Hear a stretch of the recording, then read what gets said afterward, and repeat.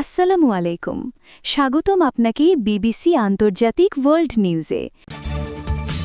ভেনেজুয়েলায় কাকে ক্ষমতায় দেখতে চান ট্রাম্প? ভেনেজুয়েলার প্রায় সব বিমান ঘাঁটি ধ্বংস করেছে যুক্তরাষ্ট্র। ব্রুকলিনের কুখ্যাত কারাগারে রাখা হবে মাদুরোকে। সবকিছুই তেলের জন্য। শুনছিলেন শিরোনাম, এইবার বিস্তারিত। ভেনেজুয়েলার বিরোধী দলীয় নেতা মারিয়া করিনা মাচাদোকে ক্ষমতায় বসানো যায় কিনা তা এখনই দেখতে হবে বলে মন্তব্য করেছেন মার্কিন প্রেসিডেন্ট ডোনাল্ড ট্রাম্প। মাচাদোকে সমর্থন করার বিষয়ে ফক্স নিউজের করা প্রশ্নের জবাবে তিনি বলেছেন, নরওয়েতে অবস্থানরত মাচাদোকে ভেনেজুয়েলার নেতৃত্ব দেওয়ার জন্য সমর্থন দেয়া হবে কিনা তা এখনই দেখতে হবে। এই নিয়ে ট্রাম্প আরও বলেন, আপনারা জানেন ভেনেজুয়েলার একজন ভাইস প্রেসিডেন্ট আছেন। আমি জানি না এটা কেমন নির্বাচন ছিল, কিন্তু আপনি জানেন মাদুরোর নির্বাচন ছিল লজ্জাজনক। মাদুরোকে আটকের বিষয়ে তিনি বলেছেন, যুক্তরাষ্ট্রে প্রতি বছর মাদকের কারণে লাখো মানুষ মারা যাচ্ছে, যেটি আর হতে দেয়া হবে না, জানান ট্রাম্প। ভেনেজুয়েলায় নিকোলাস মাদুরোকে আটক করতে চালানো সামরিক অভিযানে যুক্তরাষ্ট্রের একটি বিমান আঘাতপ্রাপ্ত হয়েছে। তবে পুরো মিশন জুড়ে সেটি কার্যক্ষম অবস্থায় ছিল বলে জানিয়েছেন মার্কিন জয়েন্ট চিফস অব স্টাফের চেয়ারম্যান জেনারেল ড্যান কেইন। শনিবার ৩রা জানুয়ারি মার-আ-লাগোতে প্রেসিডেন্ট ডোনাল্ড ট্রাম্পের সঙ্গে এক যৌথ সংবাদ সম্মেলনে তিনি বলেন, অভিযানের সময় একটি মার্কিন বিমান আঘাত পেলেও তা উড়তে সক্ষম ছিল এবং শেষ পর্যন্ত সব বিমান নিরাপদে ঘাঁটিতে ফিরে আসে। ড্যান কেইন বলেন, আমাদের একটি বিমান আঘাতপ্রাপ্ত হয়েছিল, কিন্তু সেটি উড্ডয়নক্ষম অবস্থায় ছিল। প্রেসিডেন্ট আগেই বলেছেন, আমাদের সব বিমান নিরাপদে ফিরে এসেছে এবং অভিযানের পুরো সময় জুড়েই ওই বিমানটি সচল ছিল। পুরো অভিযানে গোয়েন্দা দলগুলো অত্যন্ত গুরুত্বপূর্ণ ভূমিকা রেখেছে বলেও জানান তিনি।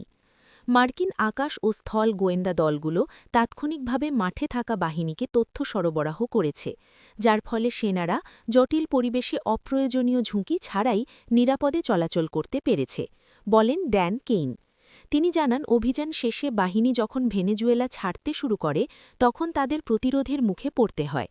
তিনি আরও বলেন, মার্কিন বাহিনী প্রত্যাহারের সময় একাধিক আত্মরক্ষামূলক সংঘর্ষ হয়। এদিকে সিএনএনের প্রতিবেদক জ্যাক ট্যাপারির উদ্ধৃত একটি সূত্র জানায়, শনিবার ভোরে চালানো অভিযানের সময় পাল্টা হামলায় কয়েকজন মার্কিন সেনা গুলিবিদ্ধ হয়েছেন এবং শার্পনেলের আঘাত পেয়েছেন, তবে কারও আঘাত জীবন সংকটজনক নয়। এ বিষয়ে মার্কিন প্রেসিডেন্ট ডোনাল্ড ট্রাম্পও মন্তব্য করেছেন। ফক্স নিউজকে দেওয়া সাক্ষাৎকারে তিনি বলেন, আমার মনে হয় আমাদের কেউ নিহত হয়নি। কয়েকজন আহত হয়েছিল, কিন্তু তারা ফিরে এসেছে এবং মোটামুটি ভালো অবস্থায় আছে। তিনি জানান, অভিযানের সময় একটি হেলিকপ্টারও আঘাতপ্রাপ্ত হয়েছিল। যুক্তরাষ্ট্রের হাতে আটক ভেনেজুয়েলার প্রেসিডেন্ট নিকোলা মাদুরোকে কড়া নিরাপত্তার মধ্যে নিউ ইয়র্কের ব্রুকলিনে মেট্রোপলিটন ডিটেনশন সেন্টারে নেওয়ার প্রক্রিয়া শুরু হয়েছে। মার্কিন সংবাদ মাধ্যমগুলোর তথ্য অনুযায়ী মাদক ও অস্ত্র চোরাচালানের অভিযোগে তাঁকে ম্যানহ্যাটনের ফেডারাল আদালতে হাজির করার প্রস্তুতি চলছে। সংশ্লিষ্ট সূত্রগুলো জানায়, স্থানীয় সময় শনিবার বিকেলে নিউ ইয়র্কের একটি বিমান ঘাঁটিতে পৌঁছানোর পর নিকোলা মাদুরোকে উড়োজাহাজে করে ম্যানহ্যাটনের ওয়েস্ট সাইড হেলিপোর্টে নেওয়া হয়। সেখান থেকে তাকে মার্কিন মাদক নিয়ন্ত্রণ সংস্থা ডিইএর সদর দপ্তরে নেওয়ার কথা রয়েছে, যেখানে প্রাথমিক আইনি প্রক্রিয়া সম্পন্ন করা হবে। এরপরই তাকে ব্রুকলিনের মেট্রোপলিটন ডিটেনশন সেন্টারে স্থানান্তরিত করা হবে বলে জানানো হয়েছে। নিউ ইয়র্কের এই বন্দি শিবিরটি যুক্তরাষ্ট্রের অন্যতম কুখ্যাত কারাগার হিসেবে পরিচিত। উচ্চ প্রোফাইল ও গুরুত্বপূর্ণ বন্দীদের রাখার জন্য এই কেন্দ্রটি ব্যবহৃত হয়ে আসছে। এর আগে পপ তারকা আর কেলি, যৌন নিপীড়ক জেফ্রি এপস্টেইনের সহযোগী গিলেন ম্যাক্সওয়েল এবং সাম্প্রতিক সময়ের র্যাপার শন ডিডি কমসকেও এই কারাগারেই রাখা হয়েছিল। মার্কিন সংবাদ মাধ্যমগুলোর খবরে বলা হয়েছে, ৩ জানুয়ারি ভোরে ভেনেজুয়েলার রাজধানী কারাকাসে পরিচালিত এক অভিযানে নিকোলা মাদুরো ও তার স্ত্রী সিলিয়া ফ্লোরেসকে আটক করে মার্কিন বাহিনী। তাদের যুক্তরাষ্ট্রে আনার পর থেকেই বিষয়টি আন্তর্জাতিক অঙ্গনে ব্যাপক আলোচনার জন্ম দিয়েছে। আগামী সপ্তাহেই ম্যানহ্যাটেনের ফেডারেল আদালতে মাদুরোর বিরুদ্ধে আনা মাদক ও অস্ত্র সংক্রান্ত অভিযোগের বিচারিক কার্যক্রম শুরু হওয়ার কথা রয়েছে। যুক্তরাষ্ট্রের পক্ষ থেকে জানানো হয়েছে এসব অভিযোগের পক্ষে পর্যাপ্ত নথি ও প্রমাণ প্রস্তুত করা হয়েছে। এদিকে ফ্লোরিডার পাম বিচে নিজের মার আলাগো বাসভবনে আয়োজিত এক সংবাদ সম্মেলনে প্রেসিডেন্ট ডোনাল্ড ট্রাম্প বলেন, মাদুরো ও তার স্ত্রী সিলিয়া ফ্লোরেসকে যুক্তরাষ্ট্রের মাটিতেই বিচারের মুখোমুখি হতে হবে। মাদুরোর বিরুদ্ধে আনা অভিযোগ প্রসঙ্গে ট্রাম্প বলেন, যুক্তরাষ্ট্রের আদালতের কাছে এ বিষয়ে অনেক জোরালো প্রমাণ রয়েছে। তার ভাষায়, এটি একদিকে ভয়াবহ, অন্যদিকে হতবাক করে দেওয়ার মতো ঘটনা। ভেনেজুয়েলায় যুক্তরাষ্ট্রের সামরিক অভিযানের পেছনে প্রকৃত উদ্দেশ্য নিয়ে নতুন করে বিতর্ক তৈরি হয়েছে। প্রেসিডেন্ট নিকোলা মাদুরোর দীর্ঘদিনের অভিযোগ ওয়াশিংটন তার সরকার উৎখাত করে ভেনেজুয়েলার তেল দখল করতে চায়।